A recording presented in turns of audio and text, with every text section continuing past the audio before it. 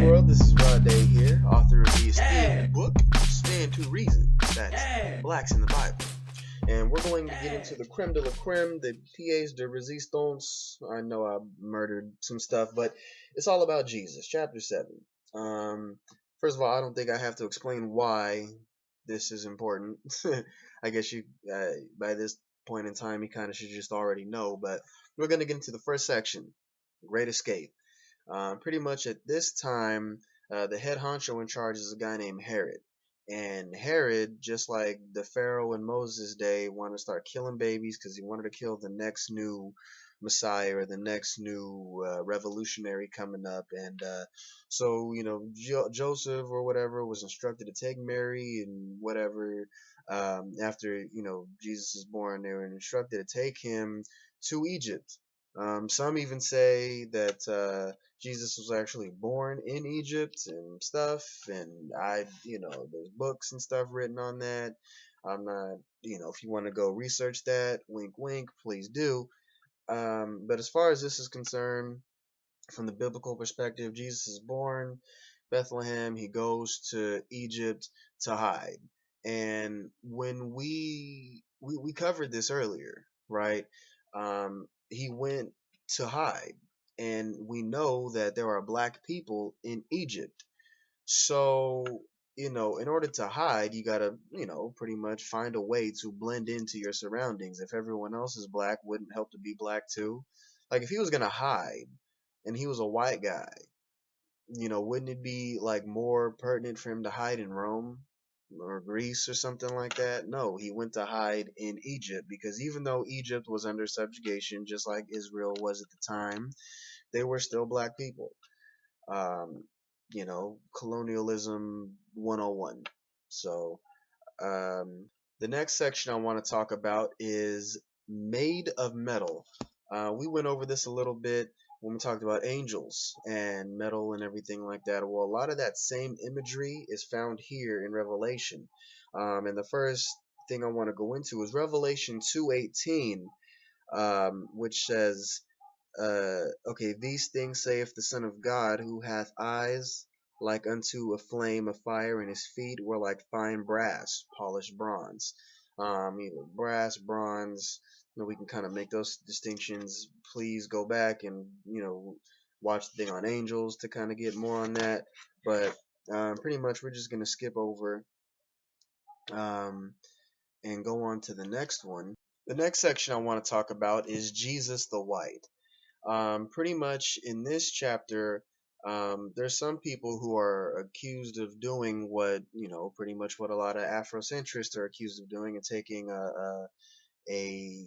a piece of a scripture or something and making it seem like that's what it is. And we're going to get into that now. Revelation 1:13 through 15. Like unto the Son of Man, his head and hairs were white like wool, as white as snow, and his eyes were flames of fire, and his feet like unto fine brass, polished bronze, as if they burned in a furnace, and his voice was the sound of many waters.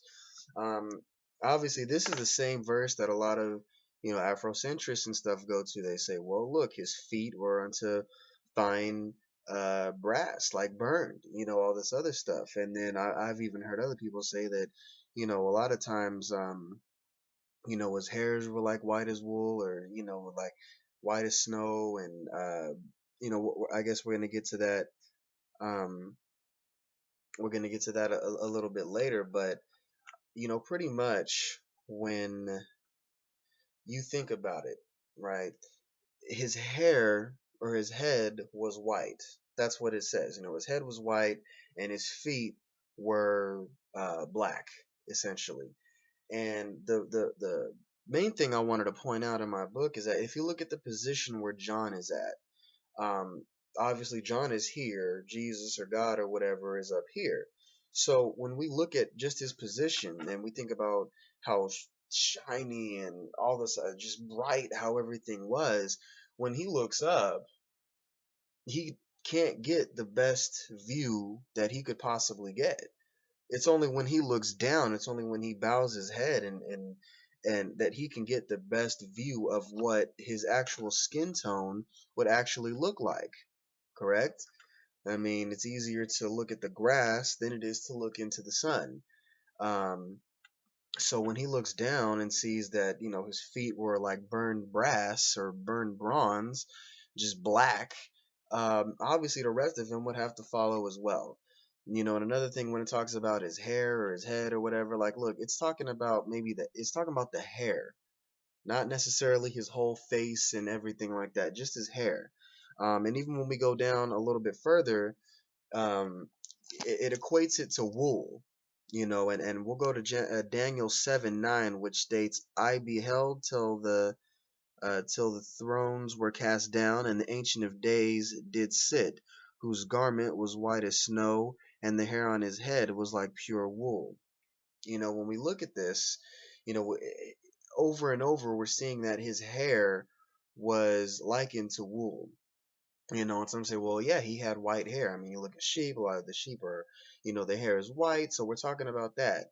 And to that, I'd say not necessarily, right? Because everything that's put in the Bible is put there for a reason. If he was just talking about color, like his hair was just white and that's just wool or whatever, well, then why couldn't he? I mean, they use milk, right? They used white linen before in the Bible. They've used clouds to describe whiteness. But yet somehow here they're talking about his hair and being white like wool or whatever. And being not just white like wool, but at the same time they're talking about his hair was as wool. And obviously the only people on earth that have hair like wool are black people. I mean, that's just woolly, crazy hair. That's the type of that's what um essentially what we're talking about. I know there's like a lot more on this. Let me skim this real quick before um yeah, if you're gonna talk about texture or whatever, if he was a white guy, why didn't they say, his hair was like, white like silk or something?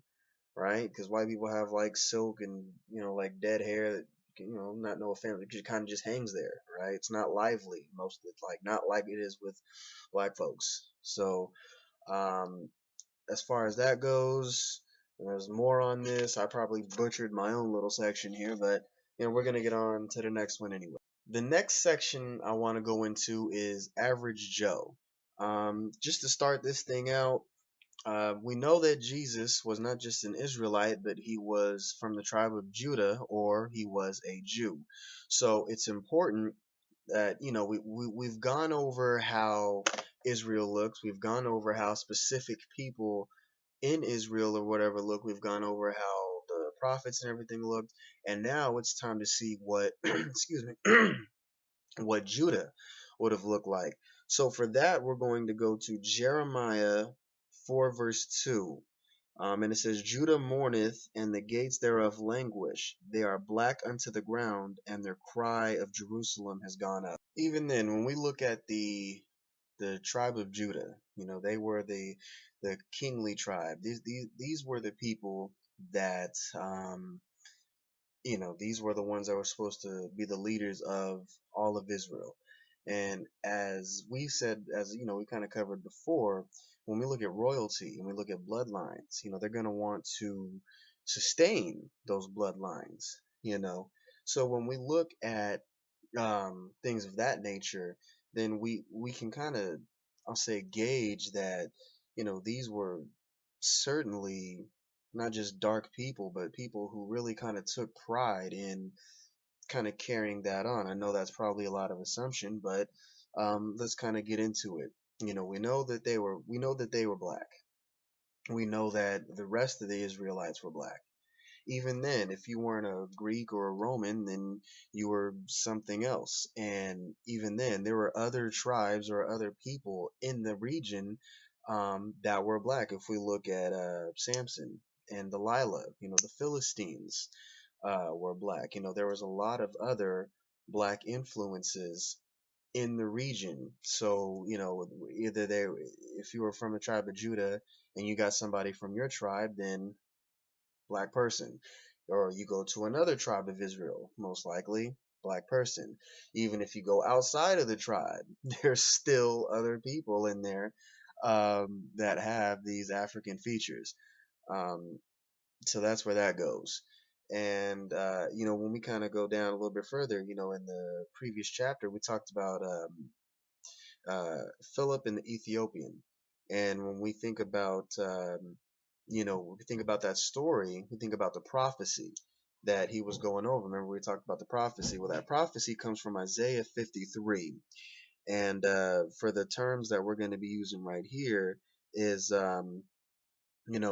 he was talking about the prophecy was for Jesus.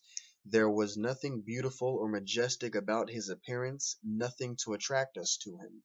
So pretty much, there was nothing different about him than anybody else around him. So here we go. This Ethiopian guy is reading this verse. Black guy. Philip, black guy. Israel, black guy. Black people. Judah, black people. And I'm just gonna pretty much read it right out of the book. In other words, he had to look the same as everyone around him.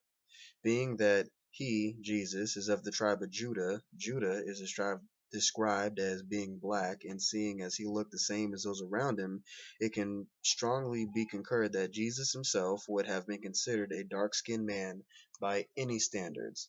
But, going into the next chapter, there's going to be a lot more. There's going to be a lot more to this, but we're going to conclude that here, and going to do another plug. Stand to Reason, Blacks in the Bible. I'm Raday, Leavy. We are going to get into the next one, which is Jesus the Nazarite, coming up. So with that, I will see you later. Oh, I gotta plug in the Twitter, Facebook. Find me. And with that, I'm out. Peace.